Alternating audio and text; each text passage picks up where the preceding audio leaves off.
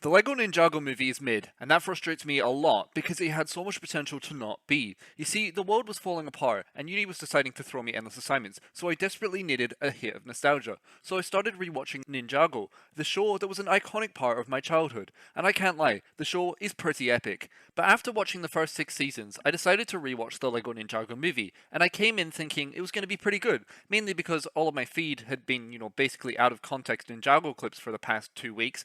Sadly, my expectations were destroyed as I realized that the movie is really average, and there's a few key reasons for why. First, there are just way too many jokes in this movie, which, is a good thing for a comedy movie, which it is, but it's to a degree which it just removes any level of seriousness to emotional moments. Next, the movie kind of hates the show unnecessarily. For example, it makes fun of Spinjitzu, which is a key part of the show. It also makes fun of Garmadon's backstory a little bit. They're minor things, but they kind of just rub me the wrong way a little bit. Anyway, the next part is the human aspect of this movie is complete filler and adds absolutely nothing. It literally only serves to make it so that they can add a cat into this Lego world as this kind of unstoppable force. But seriously, why is a cat the worst thing? How do we go from the Kraggle, a literal physical manifestation of wanting to control the chaos of everything, to a cat? Anyway, there's also a minor, plot hole, I should say, and that is my question of, why did the ninja allow Garmadon to retreat every time he attacks Ninjago? He literally just lives on a neighboring island. You can just fly over there, take him down, arrest him, blow up his operation. There's no reason why the ninja couldn't have stopped this guy way earlier. Now that I've talked about my main issues with the movie, I'm going to further deconstruct the movie into moments that I both like and also dislike, and then after that, I will kind of reconstruct the movie into a version that I would have personally loved to see, but we obviously didn't get. The old Japanese logos are pretty cool, and I like them.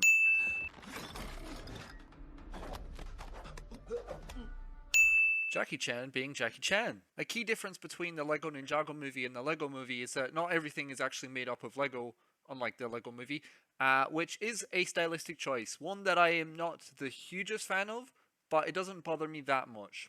When Garmadon crashes the stock market, we're there again. She's a girl and a ninja. Can she really have it all? You fellas need to inform yourselves. Nice. Celebrating birthdays today are this hot dog guy, this panda, and, Lloyd Garmadon. Why are there only 3 people having a birthday on one day? This is a big ass city, right? And there's 365 days of the year, meaning that, if there's only 3 people having a birthday today, that means that roughly 1,000 damn people only live in the city, which I'm pretty sure there's more than 1,000 people. Nitpick. Grr. Oh, nice little nod to the original show theme. I like it. Hang on a second, let me. I must have butt dialed you. Ha. Man, my mom is on my case all the time. She's all... And I'm like, lay off, Mom. I'm just a teenager. I'll bet you got a #1 hit on your hands. And straight in at #1 with a bullet, it's Boo Lloyd. That's what you call setup and payoff. Who goes by the name of... Garmadon! What's my name? Darmadon. Say it again. Darmadon. Don't wear it out. I strive to have that much aura. Channel number 5. Crash the stock bucket. Again. If we were the Beatles, you would be John, you would be Paul, you would be George, and I would be their computer. Switching to crabs! I love the crab sound effects. The ninja themselves, the mechs they have, they're freaking sick, man. They're just cool designs, and I like them. They're all sick. The action scenes are sick, and the original theme that goes on when they're saving the day is freaking elite. It goes hard. Well, if you can see me, why don't you shoot me? Ow! That was in my kidney. Because there's something very, very special here. What? I'm gonna let the walls down for just a second, Green Ninja. And I traded it Oh stupidly my goodness, for that's such a jacket or stupid something. joke. What you were referring to? And he does it a freaking again. Or it was one of those places where you don't even get a menu. Omakase? Is that the name of the place? No, that just means he is. brings That's it the to name you of and the you don't place. choose, he chooses. That's the Omakase. Learning. Can't those ninjas get rid of him for good? Yeah, valid complaint, bro. Is that Green Ninja still staring at me? Yes, sir. Ugh, what a weirdo. Bro sends as many missiles as humanly possible to kill his dad. Clearly, the Green Ninja has no sense of morals, bro. Bro is in there to kill Garmadon. Oh, phew. Just one day to retire. Shields down. Here, catch. Shields up. Very Garmadon thing to do. General number one. Do you want to be a follower or do you want to be a leader? Leader? How dare you? Well, this is also very in character. I'm pretty sure in the show, Garmadon also fired a whole bunch of his army as well, just because they couldn't come up with good ideas. So, I like it. I mean, my mom is weird and collects seashells. Your dad levels cities and attacks innocent people. So, they've all got that quirk, you know? Lloyd, yours is the most important element of all. Okay, hit me with it. Your elemental power is green. What's that? Green. But what does green mean? Honestly, I would happily give up being a secret ninja if it meant I didn't have to be the son of Garmadon. This is such an emotional moment. I sure hope that this doesn't get cut off with a joke 2 seconds later. He says you're a big stupid dum-dum with a dumb face and a big butt and your butt stinks and you smell like a butt. That sounds like my brother. Ha ha. Shark sound effects. Aura. Bro gains so much aura by grabbing that damn dragon by the neck. Come on. Shark in the elevator. Shark on the phone. It's me, your son. And it's Lloyd, Dad. No. Lloyd. I named you.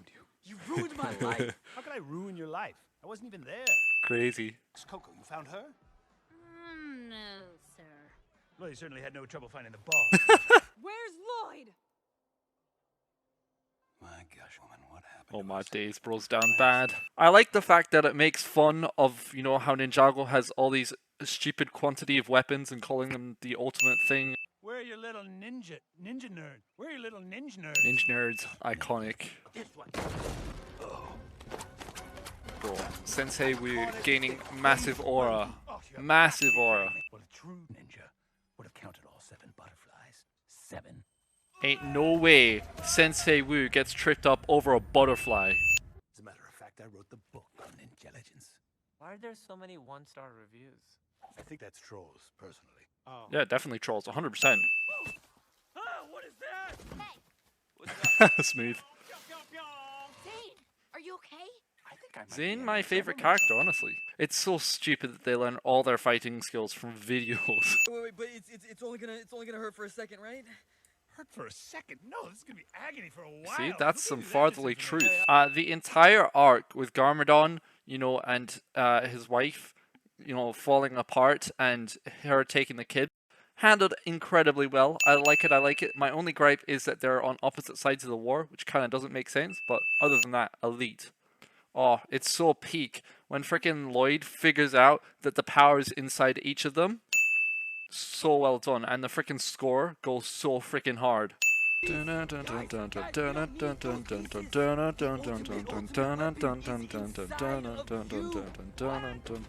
the conversation between Lloyd and his dad whilst he's inside the cat is also absolutely peak. My only gripe is that he's inside a cat, and we've already discussed that the cat is mid, and I think it would be a lot more emotionally impactful if they were face to face and not talking through a cat wall, but still peak. I need my dad. I goodness, need bro. my dad. Oh, it's so well voice acted. Gosh damn it. Let me look at you. Let me look at you. Are you hurt? Let me see your fingers and toes. Okay, you still don't have fingers and toes. That's good. Really sorry. Well, he reconciles with his dad. Now he's reconciling with his mom. Oh my, this is handled so well. Man, this movie is ending so incredibly well. Lloyd was a hero. Gosh damn it, we had a good thing running. Now you have to freaking break the fourth wall and go. Oh, we had a good thing running and you just had to ruin it with you and your arrogance and your pride. Gosh damn it. Despite me pointing out all these flaws of the movie, I didn't just come here to, you know, hate on the movie. I came here to propose how the movie could have been better. First, we removed the freaking human part. It adds literally nothing. It's filler. Nobody cares about it. Just jump straight to the Lego stuff. Next, we're gonna freaking reduce the frequency of jokes, bro. Like, I can't take serious things seriously when every 2 seconds it's a joke. It's the Marvel issue. It's the, comedy dialed up to 11 out of 10 for no particular reason. It just takes me out of emotional moments that could have been impactful otherwise. Next, we're gonna keep, the Lloyd being hated thing. I think that works well. Because then there's a parallel between Lloyd being blindly judged at face value, and then also Garmadon, who is judged at face value because, he was bitten by this evil snake and everybody thinks that he's just pure evil and there's no, hope for him. Next change I would make is that Garmadon has routinely been attacking Ninjago, but has actually been retreating to the realm of madness, which is a little nod to the show, and it kind of gives a reason of like, well, the ninjas can't go to this other realm, only Garmadon can, and hence he's able to retreat every time, and it's not some like, why don't the ninja just freaking finish this guy? Another change I would make is, for Garmadon to have his, original army of skeletons. This is more to fix the issue with the fact of like, why are regular civilians signing up and helping this, maniac guy when they clearly hate him?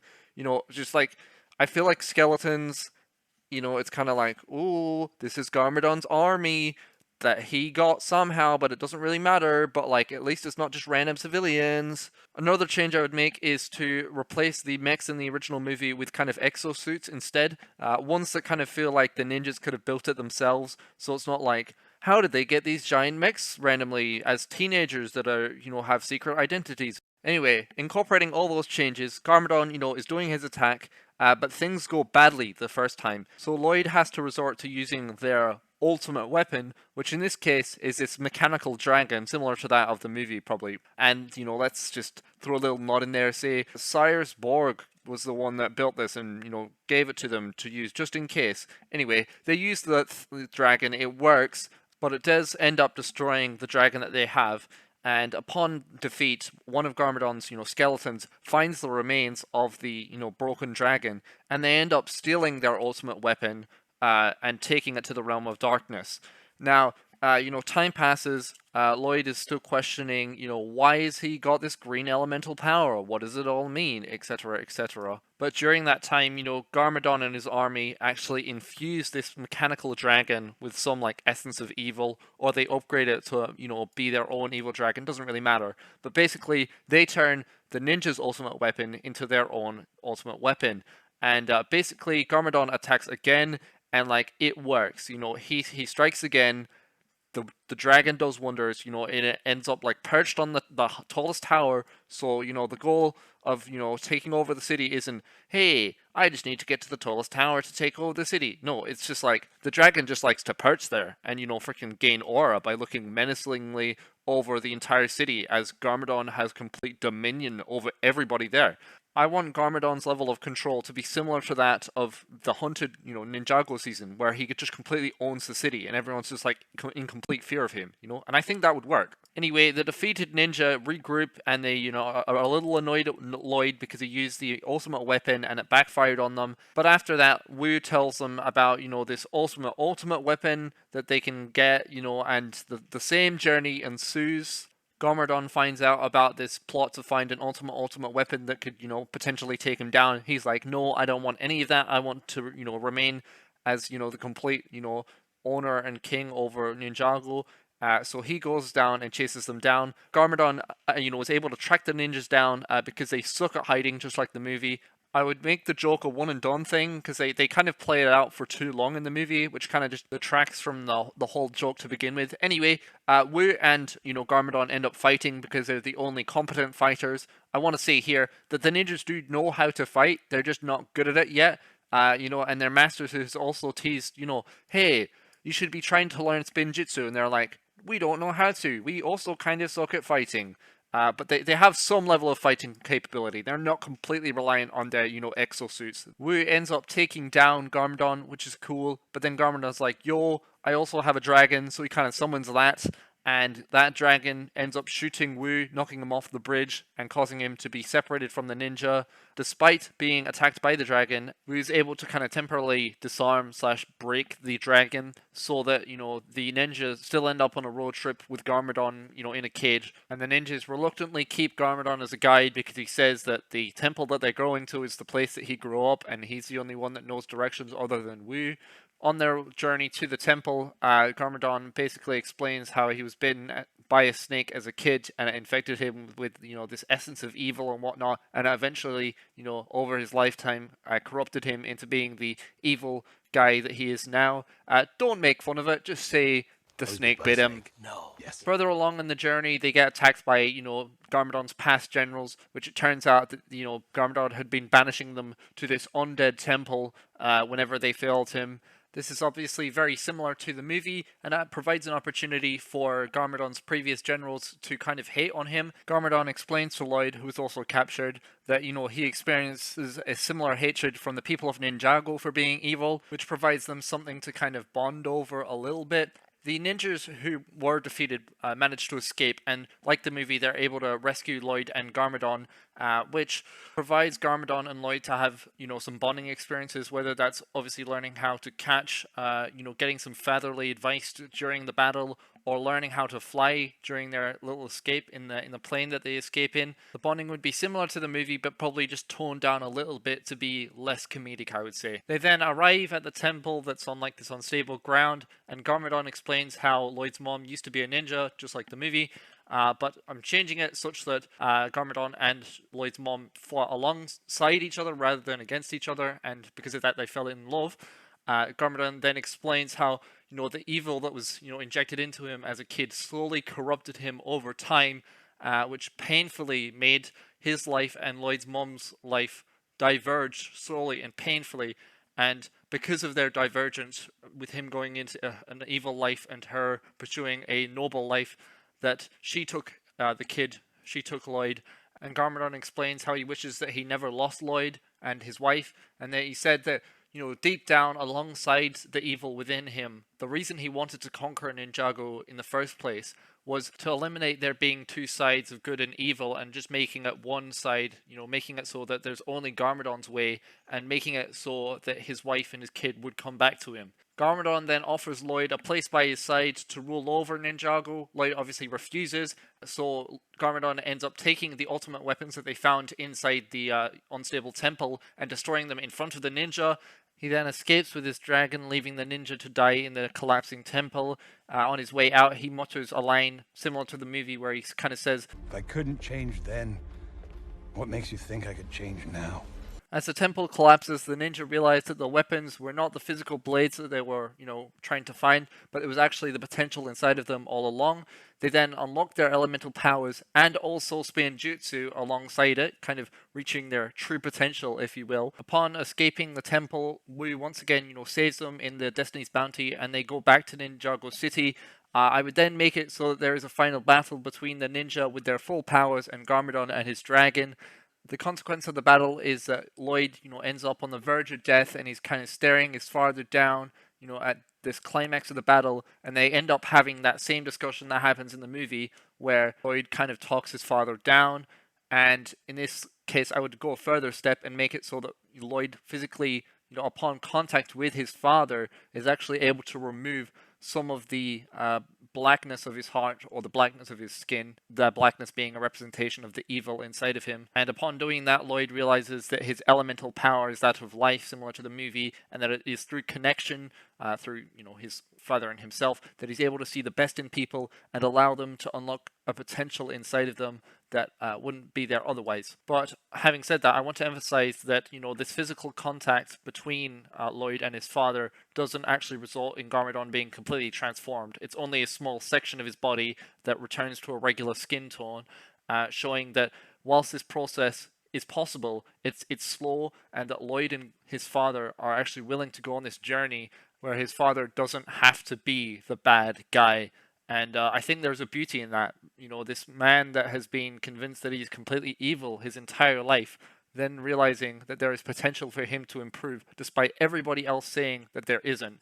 and that it's through people that he connects to, namely his son, that he is able to improve and to become better. But hey, I'm just some guy on the internet with no writing experience whatsoever, who probably was just a bit too nostalgic about a show that he grew up with and couldn't deal with the changes that was made in a movie about it. But if you actually did like this video and the points that I made, make sure to subscribe, because I will gladly make more videos yapping about things like this, because it was a lot of fun. But anyway, that's the end of the video. I'm your boy Cranberries, and I am out.